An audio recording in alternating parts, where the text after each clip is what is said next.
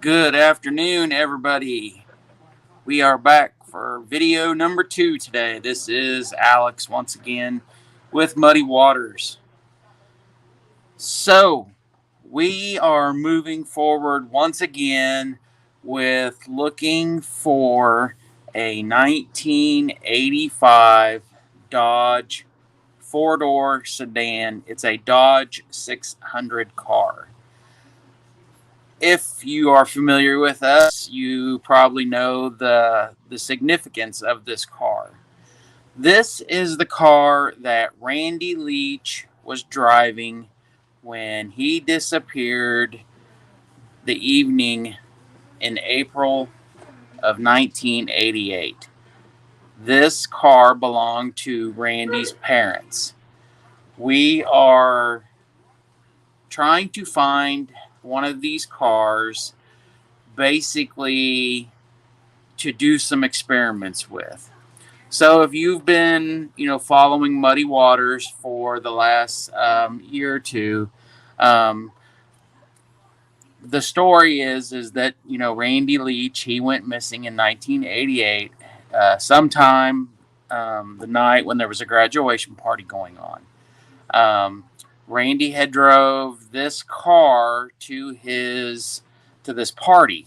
The car belonged to his mother and father. To this day, Randy has never been found. The car has never been found. And last year, I was really, searching day in and day out to find one of these cars. The problem is, these cars are either really cheap if you can find one, and we need a car that runs in order to do some of these experiments, or these cars are really nice and people want a lot of money, and in the end this car will be destroyed. And you might ask, well, why would the car be destroyed? So a lot of the theories and rumors that revolve around this car and the Randy Leach case is anything from, Randy drove off an embankment off of a road, he went into a creek, the creek flowed into the river, and the car ended up somewhere there. Other ones is, theories and rumors is that the car, is possibly sitting in a field somewhere. Possibly Randy ran off the road in his car, and he, to this day, is sitting in the car off the beaten path, and that's where he's at. So, there's theories that the car was buried. There is theories that the car went to the crusher. So Dennis and I and the gang, we have talked about this many, many times. We have talked about this many times on our videos. So basically, what we want to try and do some experiments to prove or disprove. Well, yes, this could have happened. No, this couldn't have happened. Um, and last year, this time we were trying to find one of these cars, and yes, we did find some. And it was either the car was too far out of the way, the car was way too expensive, the car was junk, it wouldn't run, it wouldn't operate. Um, so there were so many factors that played into stuff that why this didn't happen last year, and why we are moving forward this year with trying to do these experiments. Um, so the year before last, I tried doing an experiment near where I live, and up where I live, there is an old farmstead, and there is a white semi truck that is setting next to the side of a barn. It's there's a path that goes up to it, but there's trees and bushes. I would say it's 150 feet off the road. Um, and so around the time that Randy Leach went missing in the month of April, I started taking pictures every week as I drove by to basically document how long it would take in April when the spring was coming. We had the rains. The vegetation is starting to grow, the grass is growing, the trees are starting to bud. The bushes are starting to bud. And so every week when I drove past this area, I would stop and take a picture on the side of the road. And if I remember right, it took about 4 or 5 weeks. If Dennis hops on here, he might be able to throw it out there, because I don't remember off I think this was the year before last. But I want to say it took about 5 weeks for the white semi truck to completely disappear where you could not see it from the road if you were driving by. Now, granted, Randy Leach's car, the car that belonged to his mother and father, I'm pretty sure it was probably this color. Whoa, sorry. It was probably this color right here, this darker gray looking color. Um, I think, I cannot remember, but I did buy a factory 1985 Dodge 600 brochure. I bought that off of eBay.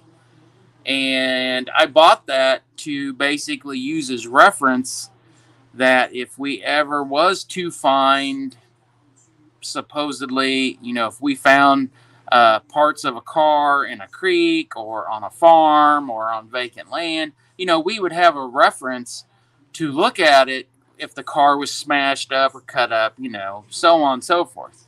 Um, but I think there was actually two colors of the gray color, but I could be wrong. Um, so we want to do all these experiments. There was experiments where supposedly there was rumors or accusations or theories that Randy ran off the road and ended up in a pond. Well, one of the experiments is we want to, at this time, that same week in April, we're trying to recreate the same conditions that could have happened that night. We want to drive the car through the grass, through a ditch, per se, like towards a pond. We want to document it. We want to document what the grass looked like when the car drove over it. I know it sounds silly, but when you take into the fact that there was people looking for Randy day in and day out, the law enforcement was looking, all this was going on, you know, they're trained. They would have been looking for possible tracks. They did search the creeks and the areas in the river. They were flying in the air. There was people flying in the air in an airplane, looking for the car. Um, that's one of the things we want to document. We want to document driving the car, through brush and to show that, yeah, this looks out of place. I think everybody knows that, out of the corner of their eye, they'll notice that a tree has fallen on the side of a road where they might live by. You'll notice these things. You might notice a vehicle that always sits in someone's driveway. All of a sudden, it's gone. So there's these little things, that we want to basically try to prove or disprove. Another one is, there's going to be one of our experiments after we do all these different tests. And, one of them is how far could the car drive on a full tank of fuel? How far could Brandy have possibly drove, because there's, there's never been no money pulled out of his bank accounts, if I remember right. So how much money did he truthfully have on him? How far could he have gone, And it all comes down to, did Randy's life, did it end because of foul play? Did it end because he drove off the road into water and unfortunately he was trapped and drowned? There's stories that Randy has gone to California and that the car and Randy is in California. But Another story, an accusation, a rumor is the car was buried. I'm actually going to dig a hole and bury the car. And I know that might sound silly, but we're talking, how fast could somebody do something to get rid of evidence, get rid of the car, hide it? Yes, we are going to, in the end, I will drain the oil out of it, and we will pull the car into a pond and let it sink. And then we will document with a drone up in the air what that car looks like in a pond. Um, and in the end, the fate of the car will be that the car is going to go to the crusher. And we will document this. We're going to document all these different things to try to prove or disprove, what is reality, what is not reality. Um, so if any of the audience, if anybody might once again help us look for one of these, I really don't care where the car is at in the United States. We will figure out a way to go get it, so on and so forth. As you can see in the banner, the email is in the banner to contact us, our mailing address, the phone number that you can reach us. You can call or text 24/7. You can email 24/7. So a few other odd things that we can talk about this car is Dodge, Chrysler, Plymouth all made a version of this car. So there was the Dodge 600. There was the Plymouth Caravelle. And then I think the Chrysler version was... Oh, geez, I forgot what the Chrysler version was. Let's look here. Because right off the top of my head, I cannot figure.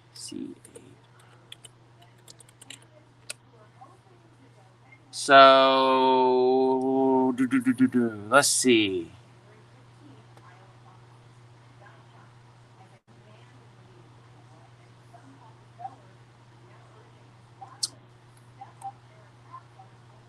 The New Yorker. There it is. So, the New Yorker was the same version as the Dodge 600 and the Plymouth Caravelle.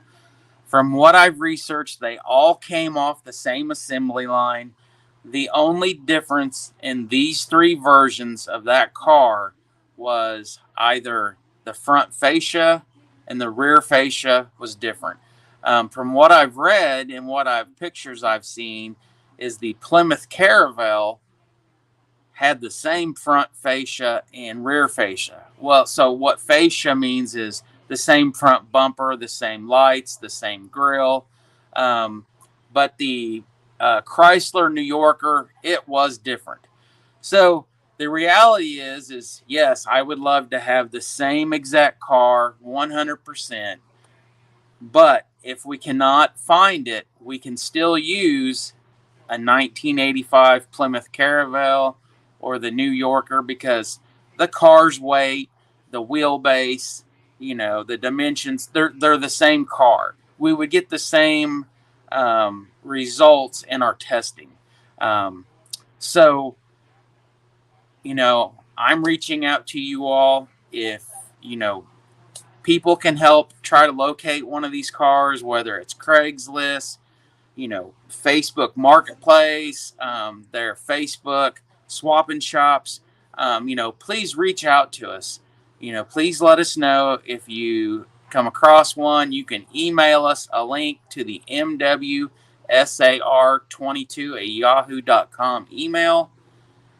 And, we can move forward because, it's January 6th.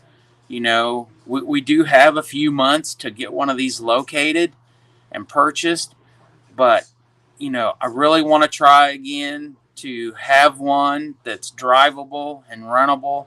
I don't really care if it's rusted out, if it's dented up or beat up. I really don't really care about that.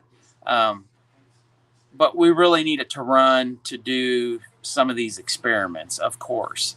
We've got till, April. So, you know, I hope we can move forward with this experiment this year and try to make this happen and, prove or disprove some of these theories, some of these accusations, some of these rumors that, is linked to the, Randy Leach. Um, so, so that is it for this